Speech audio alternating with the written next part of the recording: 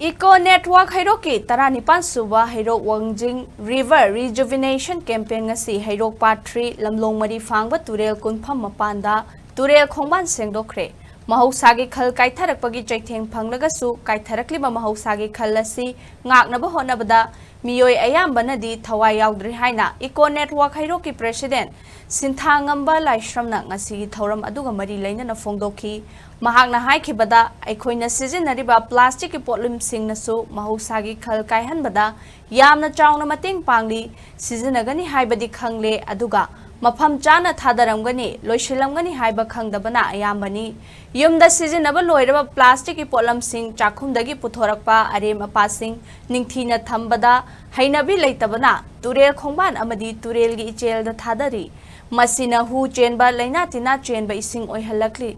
Turelgi ising asi aikoi isanasu motsinjaba aduga masidagi amuk aikoina thakna chanaba sizinariba haiba khanthadaba amot akai hondorakpagi haithaba lepri aikoi khudingmangna thaudang lawminaduna environment kanbagi khongjangda yawminarasi loinana plastic ki oiba potlam sing mapung fana recycle tawduna kanaba hiramda sizinasi amadi plastic ki potlam sing kharada oirabasu mahut sinaba environment ta sok loidaba potlam sing puthokna sizinarasi lengaknasu eco network hairokna environment kannaba makhal makha kayagi thorang paikhatliba sida mapung fana mateng pangbirabadi free garbage oiba lubananba turel afaba ising leiba fajaba lamdam ama oihanba ngamgani haiki